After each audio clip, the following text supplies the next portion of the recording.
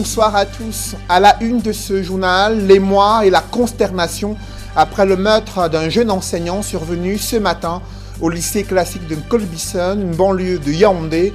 L'auteur de cet acte odieux est un élève adolescent inscrit en classe de 4e qui a asséné des coups d'armes blanches sur son enseignant.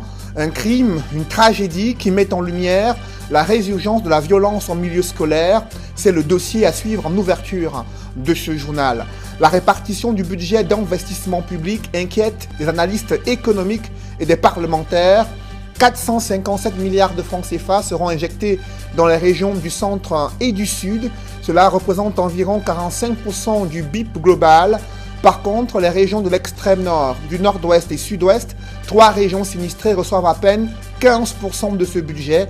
Quels sont les critères objectifs de répartition du budget d'investissement public pour l'année 2020 au Cameroun? Analyse et décryptage dans le chapitre économie du 20h.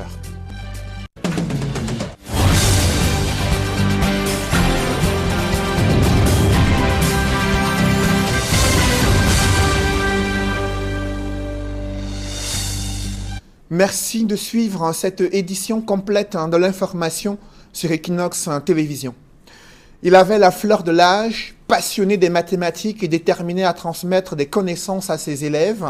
Maurice Kakunte, 25 ans, enseignant vacataire, a été victime de violences et d'agressions en plein campus scolaire, à tel point qu'il a reçu plusieurs coups d'armes blanches. La scène s'est déroulée ce matin au lycée classique de Colbison, une banlieue située à Yaoundé, la cité capitale. Son agresseur n'est autre qu'un de ses élèves et il n'a pas survécu à ses blessures, plongeant sa famille et la communauté éducative dans la consternation totale. Le récit des faits avec Rodin Gassi et Marcelin Gansop. Dans la cour du lycée de Colbison, les enseignants n'en reviennent pas toujours, plusieurs heures après le drame. Puisque j'étais dans mon bureau, j'ai entendu une clameur. Qu'est-ce qui se passe? Donc l'enseignant l'a mené déjà à l'hôpital. Et nous avons commencé tout simplement à pleurer. Tout le monde était dans la constellation. Nous étions en pleine pause et on était en train de reprendre les cours après la pause. Quelques minutes après, on a vu l'enseignant passer, transporté par des collègues et par certains élèves. Et on a appris qu'il aurait été poignardé par un élève de la classe de 4e. Oui, bon, mais il n'était pas en très bon état au moment où on le met dans la voiture. Bissingo Sobris, le présumé assassin, était le 3e occupant du table-banc en image au fond de la salle. Bien que des informations concordantes disent de lui qu'il faisait plus l'école buissonnière. D'après les témoignages recueillis auprès de ses camarades de classe, ce dernier n'était pas sa première altercation avec l'enseignant de mathématiques. Il a commencé à dire à Bissé de sortir puisque Bissé avait bagarré avant d'aller en congé avec lui. Pendant les compos. Il a dit à Bissé de sortir, il a refusé. Maintenant on a dit qu'il sort. Le professeur est venu dehors le pousser, qu'il ne veut pas le voir devant sa salle de classe. C'est donc à l'extérieur de la salle de classe que les événements s'enchaînent jusqu'à ce que l'élève poignarde son enseignant. D'abord à l'aide d'un compas, puis d'un couteau dont il ne se séparait jamais, à en croire des informations puisées auprès de ses camarades de classe. Comment l'élève fait pour avoir le poignard dans son sac de classe qu'il remplace avec les cahiers, les livres, les bics? Et comment ça se fait qu'il puisse traverser les portails du lycée avec des armes blanches? L'enseignant n'est plus du tout en sécurité. Âgé de 26 ans, Johnny Chakunte Maurice venait à peine d'achever sa formation à l'école normale et exerçait depuis quelques mois comme vacataire au lycée de Colbison en attendant mieux.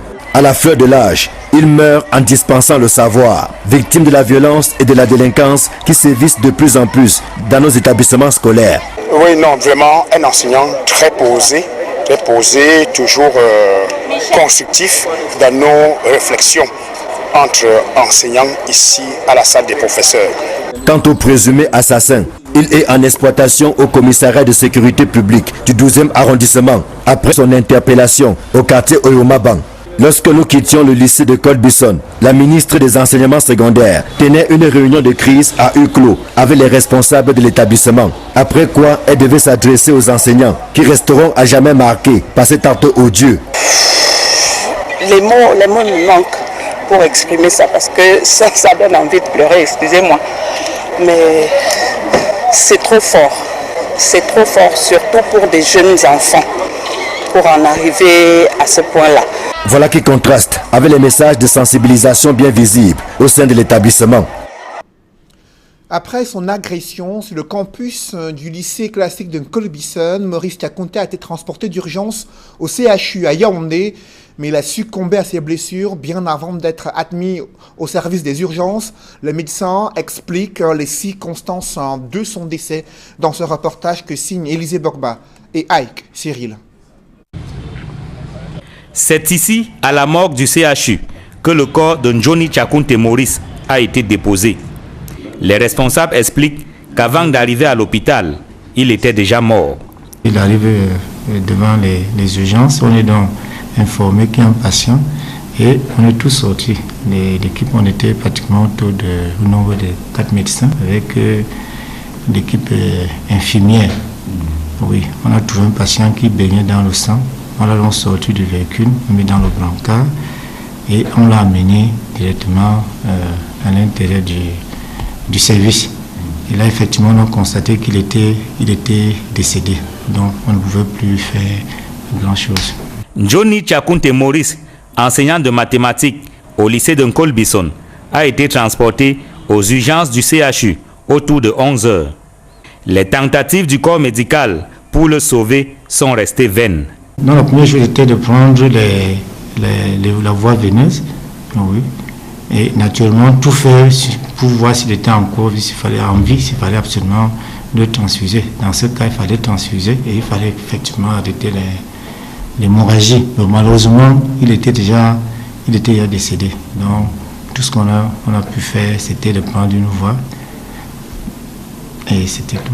Sur les circonstances de cette mort tragique, le chef du service des urgences du CHU affirme que selon des témoignages, l'enseignant aurait été poignardé à l'aide d'un compas, instrument utilisé en mathématiques qu'il a vidé de pratiquement tout son sang.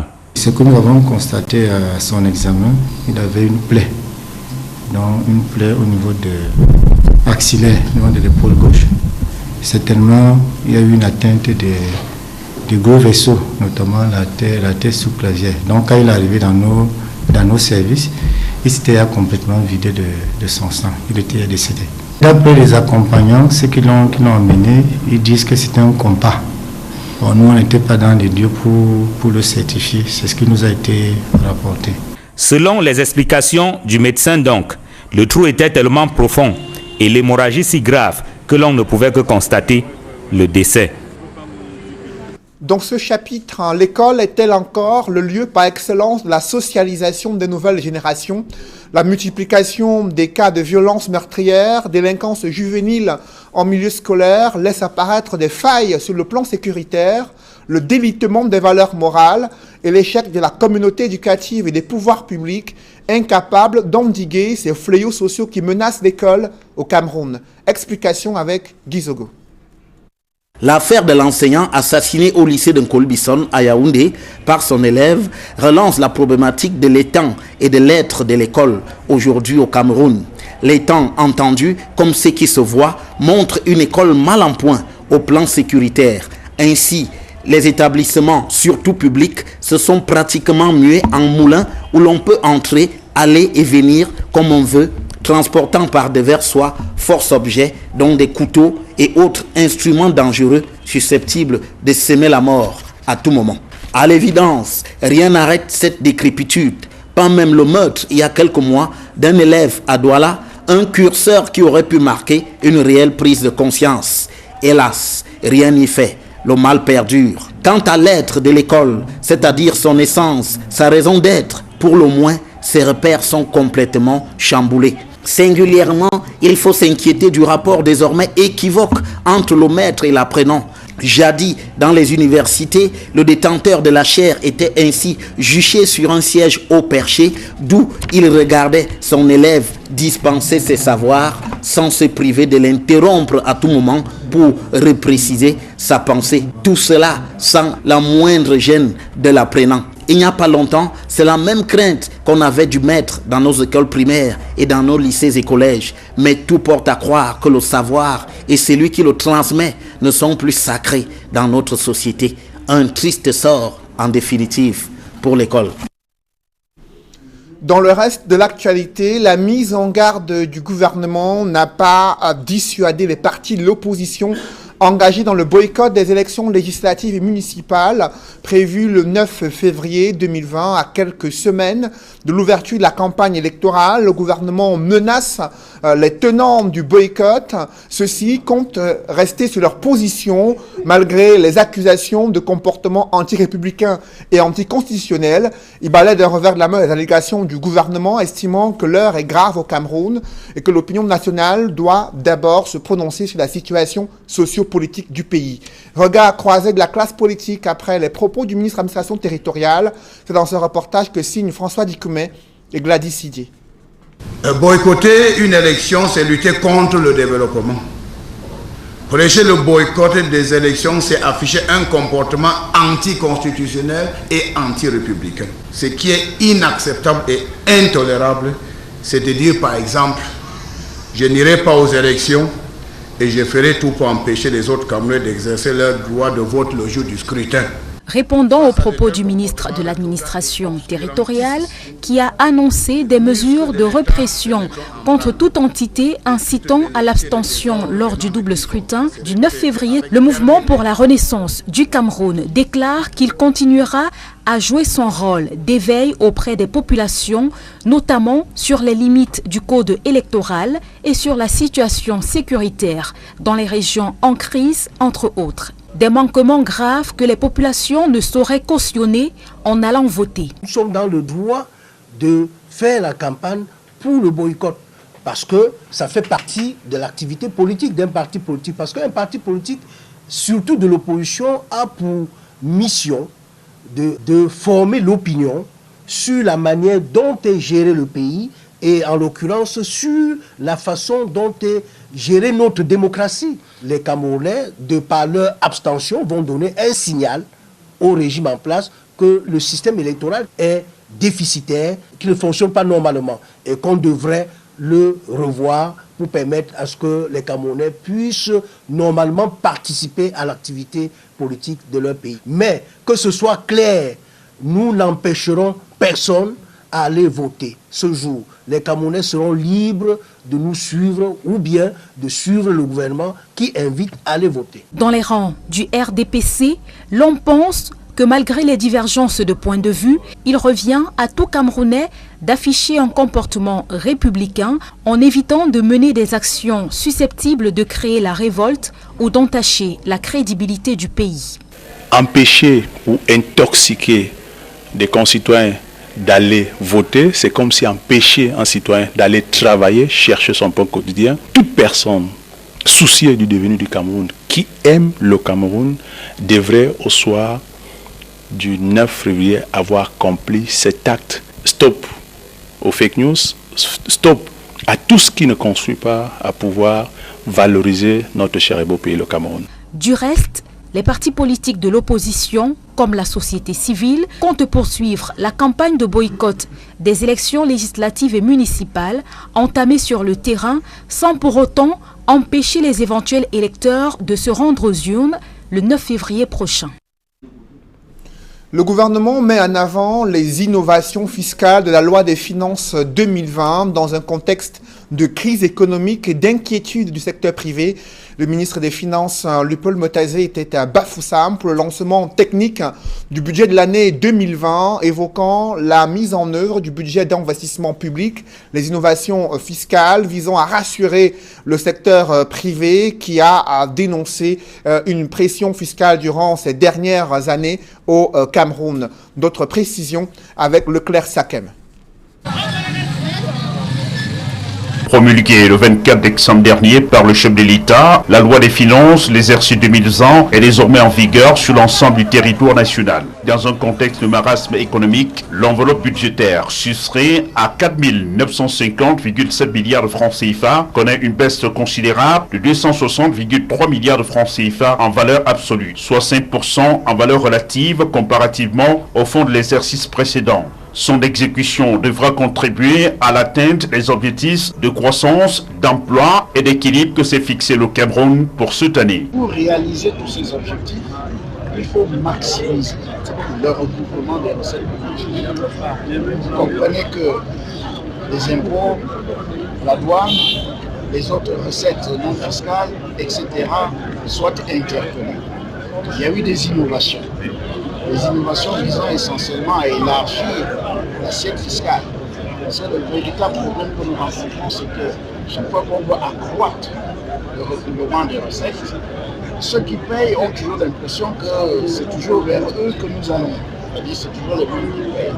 Il faut élargir l'assiette. Dans cette enveloppe, la région de l'Ouest, qui accueillit la cérémonie solennelle de lancement, se taille la part des lions. Une dotation motivée par des raisons sécuritaires, la gestion du flux des déplacés internes de la crise anglophone, ainsi que l'achèvement des travaux des chantiers de la CAN 2021. D'achever les grands projets initiés dans le cadre de la préparation de la Ligue d'Afrique des Nations et de démarrer de nouveaux projets.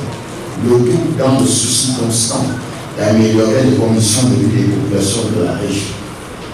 Parmi les projets, on peut citer les encadrements du bassin agricole de l'Ouest.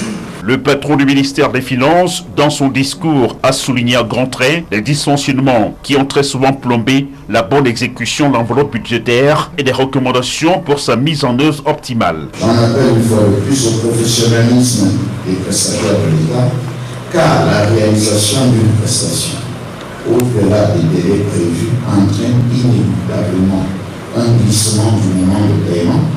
Au cours de son séjour ouestant, Louis-Paul Motazé s'est entretenu avec les personnalités de son département ministériel afin de renforcer la synergie d'action entre parties prenantes. L'exécution du budget d'investissement public est souvent plombée du fait des vols et détournements de deniers publics. Le gouverneur du centre l'a reconnu lors du lancement du BIP dans sa région. Paul Nasseri Beya a exhorté les acteurs de la chaîne d'exécution du budget d'investissement public à mettre un accent particulier sur le contrôle et suivi des projets à exécuter dans la région du centre afin de promouvoir un développement socio-économique harmonieux. D'autres précisions avec Emmanuel Job et Marcelin Gansop. C'est dans un contexte particulier, marqué par des crises sécuritaires et une croissance à parfaire, que va s'exécuter le budget 2020. Avec une enveloppe globale de plus de 349 milliards de francs CFA, le centre n'a pas droit à l'erreur. Parce qu'on se perd souvent en conjecture. On a l'impression, lorsque le budget commence, que 12 mois, c'est 12 ans. Alors que ce n'est que 12 mois. Et on se retrouve dans une situation où on est pratiquement en fin d'année, en fin d'exercice budgétaire, et on n'a pas exécuté la totalité de nos engagements. Donc les acteurs de la région du centre ont plus que par le passé intérêt à s'imprégner, n'est-ce pas, des outils de la mise en œuvre de ce budget qui ont été mis à leur disposition pour son exécution optimale et efficace. Il est question de tirer les leçons des erreurs du passé et ainsi de poser les bases solides pour une bonne exécution du budget 2020. Gouvernance et respect de la discipline budgétaire sont les maîtres mots. Ainsi, aucun mauvais rapport avec les deniers publics n'est tolérable. Le contexte influence donc tout ce qui va se passer sur le terrain. Nous avons le même volume, pratiquement le même volume d'argent, mais pour plusieurs poches de dépenses. Il est donc judicieux pour tous les partenaires, les gestionnaires de crédit, les délégués et tout le monde, de travailler de façon qu'il n'y aura pas de dispersion de l'argent. Que les gens évitent de voler l'argent de l'État pour avoir plusieurs matricules, plusieurs salaires, ou bien tous ceux qui ne sont même pas là. Il y a beaucoup de gens qui ne travaillent pas dans la fonction publique, mais qui touchent le salaire de la fonction publique. Sur l'enveloppe globale d'un peu plus de 349 milliards de francs CFA, plus de 300 milliards sont dédiés aux investissements. C'est dire que tous les maillons de la chaîne d'exécution du budget doivent être habités par un seul souci, celui de contribuer à l'amélioration des conditions de vie des populations. Malgré les secousses qui continuent d'atteindre notre pays, nous avons l'obligation d'achever les chantiers qui ont été engagés dans le cadre de la CAN et dans le cadre du CHAN. Mais aussi, surtout, la plus grosse contrainte, c'est le soutien du prix du carburant à la pompe. Et donc pour cela, on a forcément besoin de faire preuve de beaucoup de discipline dans la mise en œuvre de la loi de finances. Des efforts substantiels sont particulièrement attendus des services fiscaux et douaniers. La douane n'a pas fait ce qui avait été escompté, 54% n'est pas assez. Les impôts ont atteint plus de 95%. mais on les demande de redoubler pour atteindre même plus de 100% pour permettre à ce que notre région reste toujours en tête. Au terme de l'exécution du budget 2019, la région du Centre reçoit la mention « Peut mieux faire ». L'exercice 2020 donne l'occasion de corriger les manquements observés. La répartition du budget d'investissement public obéit-elle aux objectifs de développement équitable des régions du Cameroun? Cette année 2020, près de 45% du budget d'investissement public sont injectés dans les régions du centre et la région du sud, soit environ plus de 457 milliards de francs CFA. Pendant ce temps, 3 régions économiquement sinistrées reçoivent à peine 157 milliards de francs CFA, soit 15% du budget. Il s'agit de l'extrême nord, du nord-ouest et sud-ouest. Selon des politiques et économistes, ce sont les pressions des élites politiques qui aboutissent à cette répartition du budget qui prend très peu en compte des objectifs neutres et des objectifs concrets permettant un développement harmonieux du Cameroun. Évocation avec Dallas Kana et Donald Brice Kamgan. Dans la loi de finances 2020, la région du sud-ouest dispose d'un peu plus de 20 milliards de francs CFA de budget d'investissement public. Ce montant est la moitié de celui alloué au département du Djellabo dans la région du sud. Le département a droit à un peu plus de 40 milliards de francs CFA. Cette différence surprend plus d'un et suscite des critiques dans l'opinion. Certains observateurs se demandent comment un département peut recevoir en termes de budget le double de celui d'une région sinistrée comme le sud-ouest. L'économiste d'Alvaris Ngoujou relativise la surprise et indique que les attaques contre les infrastructures dans les régions du nord-ouest et du sud-ouest en crise peuvent avoir mené le gouvernement à s'abstenir d'y consentir des investissements nouveaux. Nous avons constaté tout au début de la crise, même jusqu'à présent, que les infrastructures sont de plus en plus détruites dans certaines régions, c'est-à-dire destruction des routes, destruction des ponts, incendie des hôpitaux, incendie des écoles. Dans des pays sérieux, si un État est esselé, si un État a des difficultés financières, quand vous êtes persuadé, même à 50%, même 60%, que si vous construisez une école à l'instant T dans un endroit, quand vous tournez le pied, on va incendier, vous allez réfléchir par 2 fois avant de le faire. Mais l'économiste convient que l'écart est beaucoup trop important entre le budget du Djellabo, par exemple, et celui de l'ensemble de la région du sud-ouest, pour ne prendre que ce cas-là. En règle générale, la taille des enveloppes du BIP dépend de la taille de la population et des besoins à satisfaire. Sur ces critères aussi, la grille de répartition du BIP 2020 offre des disparités qui font réagir plus d'un. L'extrême nord, par exemple, officiellement la région la plus peuplée et la plus pauvre du Cameroun, a 79 milliards de francs CFA de budget, lorsque le centre moins peuplé a 302 milliards, le sud 153 milliards. Le nord-ouest, région économiquement sinistrée, reçoit 47 milliards de francs CFA. Ces disparités qui alimentent la polémique ne sont en effet pas nouvelles.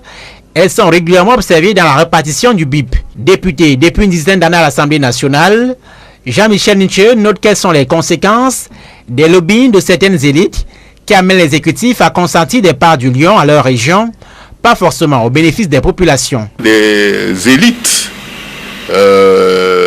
proches, n'est-ce pas, du pouvoir, les élites, les élus font du lobbying, n'est-ce pas, qui permet ce genre de dérapage anticonstitutionnel.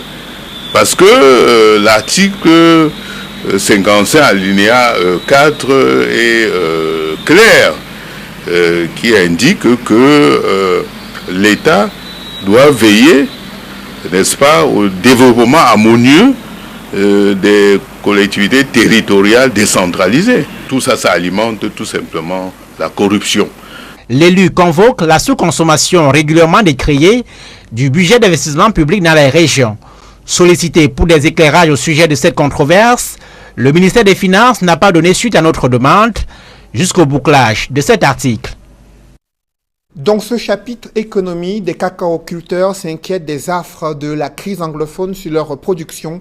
Réunis à Loum, dans le département du Mungo, pour faire le bilan de la campagne cacaoyère en 2019, ils relèvent des difficultés auxquelles ils sont confrontés et interpellent les pouvoirs publics afin de prendre des mesures nécessaires pour sauver les agriculteurs dans le monde rural.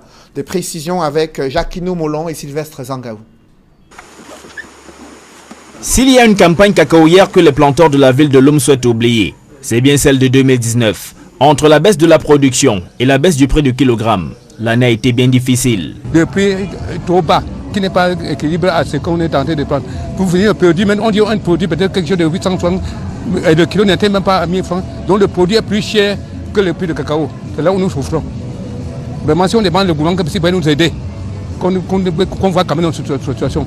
Nous, les planteurs, on souffre. L'année n'est pas bien. L'année n'est pas bien. L'impact des appuis d'État sur la production agricole aujourd'hui est très faible. Le petit paysan ne constate pas de façon constante l'appui de l'État sur son rendement. Les craintes de voir se généraliser ces problèmes dans la cacao-culture à travers le Cameroun sont perceptibles chez les planteurs de Loum qui pointent la crise anglophone. L'impact de la crise sur la campagne peut être constaté en termes de quantité de produits, en termes de tonnage que le Cameroun pourrait produire à l'exportation. La production camerounaise va prendre un coup à la baisse du fait de la guerre qui sévit dans le nord et le sud-ouest. En réalité, vous savez, quand les gens sont en brousse, les gens sont le sud-ouest et le nord-ouest ont été vidés des populations, les champs sont restés sans exploiter. Les espoirs des cacao-culteurs réunis à Loum pour réfléchir à l'amélioration de leur production sont tournés vers les pouvoirs publics. Parlons à présent de cette variole du singe qui commence déjà à faire des ravages dans la région sanitaire du centre. Un décès a été confirmé. Plusieurs cas de variole du singe signalés, notamment dans des districts, des aires de santé situées dans la région de l'Est. De quel type d'épidémie s'agit-il? Comment les symptômes se manifestent-ils? Et comment, bien sûr, éviter une telle maladie? Élément de réponse avec nos reporters, Innocent Abega et Kediara. Après un cas de décès confirmé à la suite de la variole dans la région sanitaire du centre, les parents affolés et soucieux de la santé de leurs enfants se posent mille et une questions sur la maladie. La variole est une maladie infectieuse d'origine virale très contagieuse. Il existe donc plusieurs types de variole, mais le type qui sévit présentement au Cameroun, c'est la variole du singe, monkeypox. Une forme de variole qui provient des singes et des gorilles et dont le virus s'est retrouvé chez l'homme, alors très proche de la bête. Elle peut se transmettre de plusieurs façons, de l'animal à l'homme ou interhumaine, c'est-à-dire d'un homme à un autre. Selon les médecins, le virus de la maladie est contenu dans les sécrétions respiratoires, salivaires et des plaies. Il se transmet lors d'un effet de toux ou d'un éternuement susceptible de contaminer des personnes se trouvant alors jusqu'à 20 mètres autour du malade. Une fois le virus en contact avec la personne cible, il se met en marche un processus. La première phase, c'est ce qu'on appellera la phase d'incubation. La phase d'incubation dure 7 à 19 jours après le contact avec le virus. Elle est asymptomatique, comme on le dit, et il ne peut pas avoir de contagion pendant cette phase. Passé cette phase, intervient celle au cours de laquelle la victime fait la maladie. La fièvre, des céphalées et les maux de tête, les douleurs abdominales, les vomissements. On aura ensuite des lésions cutanées qui vont apparaître d'abord sur le visage, ensuite sur les membres supérieurs et enfin sur le tronc, puis se disséminer sur tout le corps. Alors, ces lésions seront d'abord pustuleuses, c'est-à-dire des petits boutons qui auront du pus à l'intérieur. Après, elles se transformeront en croûte et puis cicatrisation. Il n'existe pas de traitement spécifique de la variole.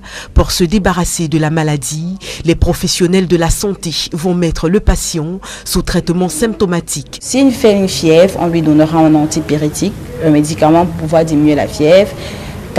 Vu qu'il aura mal, on lui donnera un antalgique pour diminuer la douleur. Vu qu'il va se gratter, on va lui donner des antihistaminiques pour le prurite ou des démangeaisons.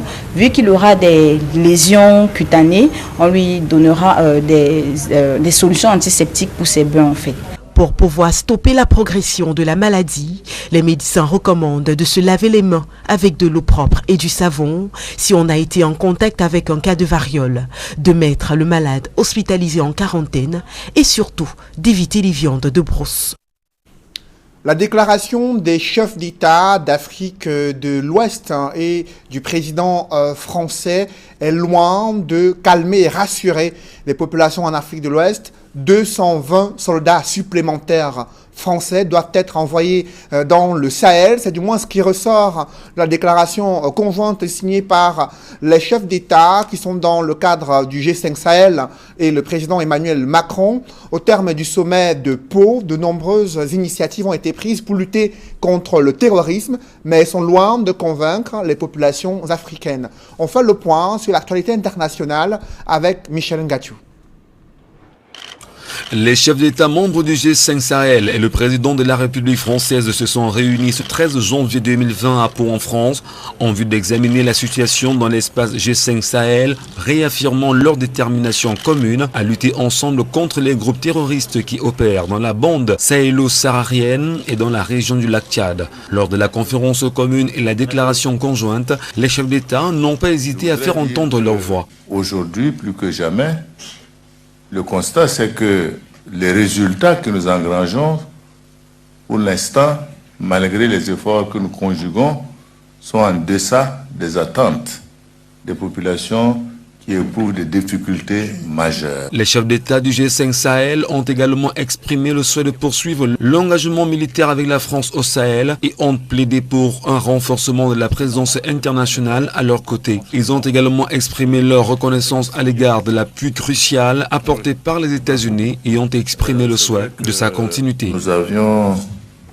lors d'une première rencontre de mobilisation à Bruxelles, obtenu de la communauté internationale de financement à hauteur d'un peu plus de 420 millions d'euros, ce qui concerne l'Union européenne, 100 millions en ce qui concerne nos amis de l'Arabie saoudite et 30 millions en ce qui concerne les Émirats.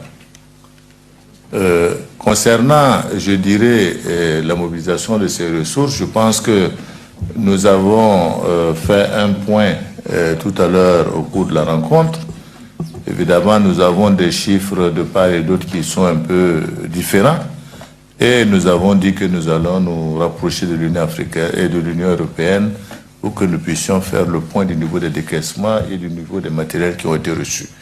Pour sa part, le président Emmanuel Macron s'est dit satisfait des résolutions prises lors de ce sommet et assure l'engagement de la France à lutter contre le djihadisme dans le Sahel. Cette situation, nous ne voulons pas la laisser perdurer. C'est pourquoi la rencontre de Pau marque à mes yeux un tournant très profond dans la méthode d'approche, en reclarifiant le cadre politique, en redéfinissant très clairement les objectifs et les termes, l'organisation de notre intervention commune ainsi que celle de nos partenaires. Par ailleurs, les chefs d'État appellent les partenaires des États du G5 Sahel à accroître leur assistance et leur soutien afin de permettre de faire face aux nouveaux défis humanitaires que sont les déplacés internes, les réfugiés, la fermeture des écoles et des centres de santé. Un sommet associant les États du G5 Sahel et la France se tiendra en juin 2020 à Nouakchott dans le cadre de la présidence mauritanienne du G5 Sahel. D'ici cette échéance, le suivi de ces engagements sera effectué au niveau des ministres des Affaires étrangères et le ministre des Armées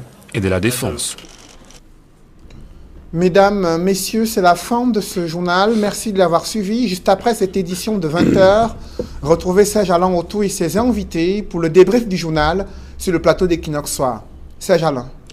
Après le lycée bilingue de Deido l'année dernière, du sang, encore du sang, dans un lycée du Cameroun. Cette fois-ci, c'est un jeune enseignant, 25 ans, sorti à peine des centres de formation de l'ENS, qui attendait encore son intégration à la fonction publique. Il voulait ramener à l'ordre un de ses élèves indisciplinés et le pire est arrivé, victime de plusieurs coups d'armes blanches. L'hémorragie en est suivie, il a succombé à ses blessures et ce soir, c'est la consternation totale. Vous avez suivi ses collègues enseignants s'interroger sur les méthodes utilisées par ses élèves pour entrer en salle de classe avec des armes blanches à l'insu de l'administration de ce lycée. Et une réunion de crise est tenue en présence du ministre des Enseignements secondaires sans pour autant régler la question de la violence en milieu scolaire au Cameroun. Voilà, madame, monsieur, c'est dans l'essentiel. Equinox Soir, deuxième partie, le temps du débrief. Bonne soirée à vous, Cédric. Bonne soirée à vous, Serge Alain. Rendez-vous demain 20h. Rendez-vous demain 20h.